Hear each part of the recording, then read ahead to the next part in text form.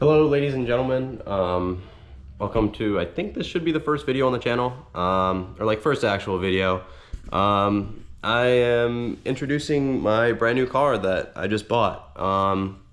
So you all know, or you know the 1 Series that I've had before.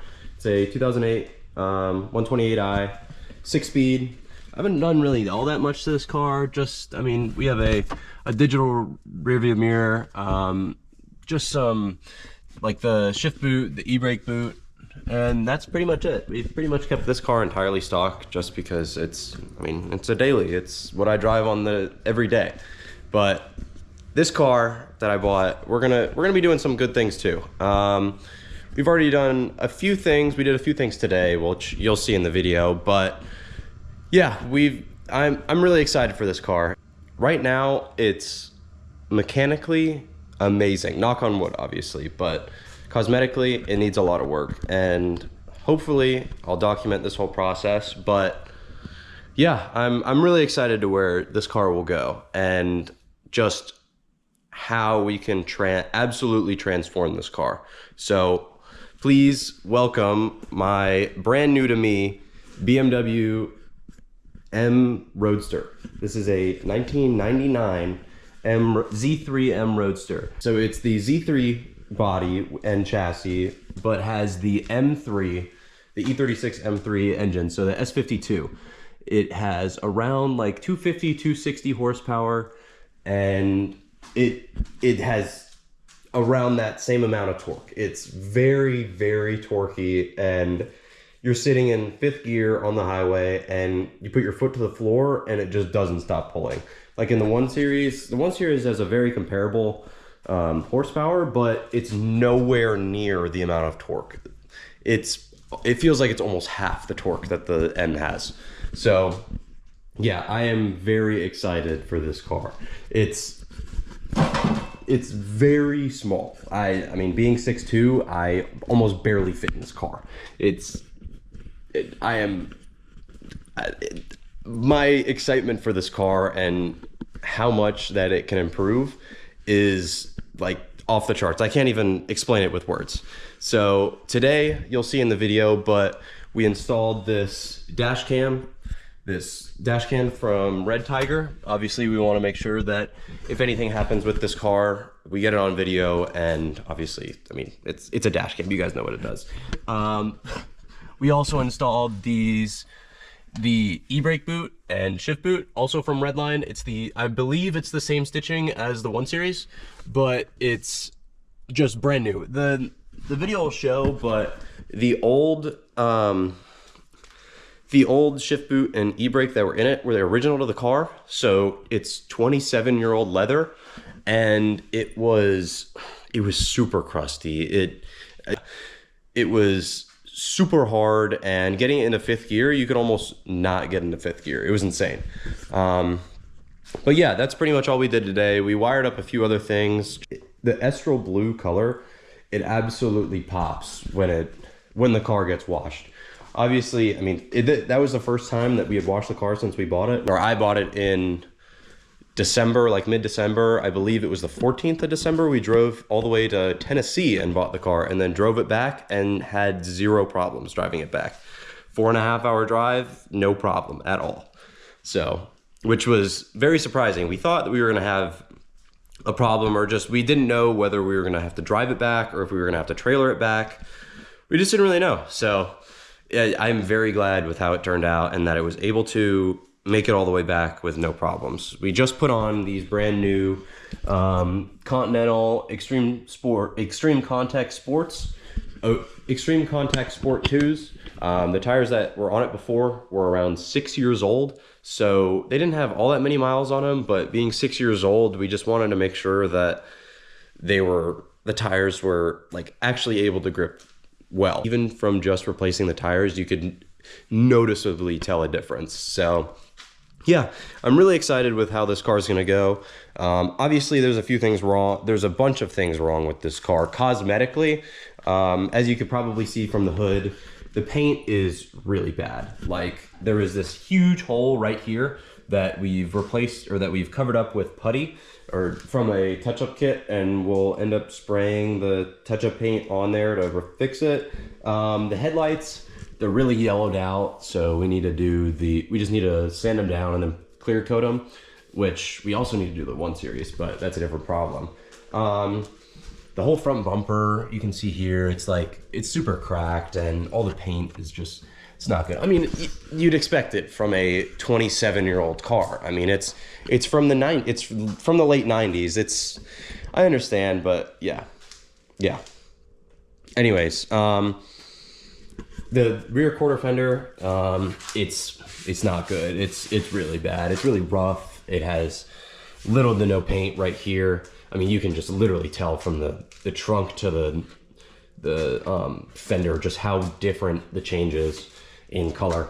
The bumper isn't very good. Yeah, but like I said, mechanically, it's really good. I mean, on the highway, or just literally just getting up to speed, it's such a fun car to drive. It weighs around 3,000 pounds and has like 250, 260 horsepower and a ton of torque. So it literally just pulls, and I've never felt anything like it. So yeah, that's pretty much it. So enjoy the video. Hopefully I'm not talking too much. Yeah, be sure to like and subscribe. I should be posting a lot more frequently soon. Obviously I'm in college, so it's school first, obviously. I hope you guys will understand that, but yeah, I hope you guys enjoy.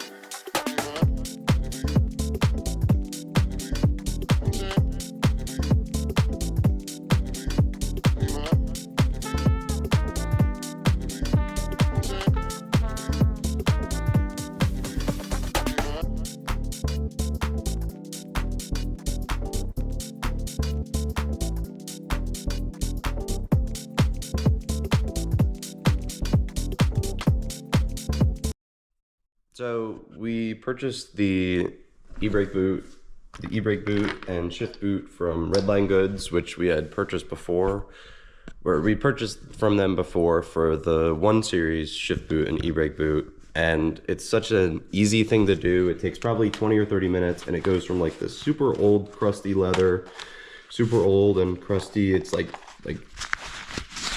you can literally hear just how like hard it is. So like a super soft. It has the M stitching on it as well. Yeah, it's a super easy mod to do, and it really wraps up the interior. So here we are wiring the dash cam as well as the radar detector. Unfortunately, we didn't have the radar detector power wire, so we're just sticking the mounting bracket up on the windshield. I just wanted to make sure that it would be out of the way and out of line of sight, so it wouldn't cause any problems. And thankfully we had the dash cam wire, so we got that fully wired up, and it works really well. I'll give more of a review later on the dash cam itself, but I just need to drive the M around a little bit more. Later in the time lapse, you'll see I'm underneath the glove box. Right there, we're taking apart the trim underneath the glove box to access the bolts and stuff that hold the glove box into place, so that we can actually fully take it out and fix the glove box. So it's in the video, you can probably see a little bit, it's sagging a little bit on the top half. We just needed to go in and replace one of the brackets. As you know, or probably don't know, the E36 chassis cars usually have a problem with the glove box sagging. This is because when they needed to get passed for inspection or crash inspection in the US, because the crash inspection or the crash test ratings in the US are more strict than the ones in Germany or in Europe. So BMW had to add this little metal plate in the front of the glove box to prevent the passengers from more injury when they were if a front end collision were to happen. So because of this, this weighs down the whole front end of the glove box, which causes it to sag because the upper brace isn't nearly strong enough or thick enough metal. So after time, it sags and starts to bend. So with a $20 or $30 part from Amazon, you can fix that problem and remove the 2 or so pound metal plate in the bottom of the glove box, and it entirely fixes it. So here you can see in the time lapse of the glove box is out, and we're removing all the stuff. We're removing the metal plate and then also adding the new metal bracket to the top and reinforcing it. And then we actually start to put the glove box in the car. So here, as you can see in this clip, the glove box is completely flush with the rest of the car and it's not moving and there's no sagging to it at all. This spot here was from the previous owner.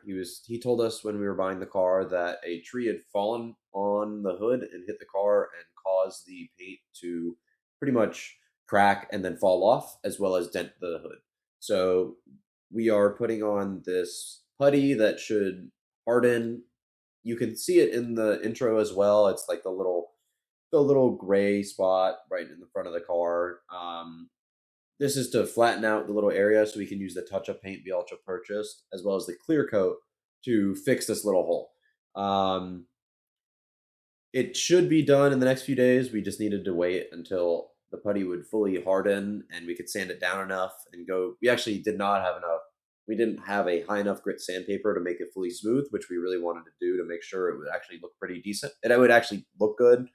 So we're gonna run to the store tomorrow or another day and pick that up and make sure it works. So stay tuned.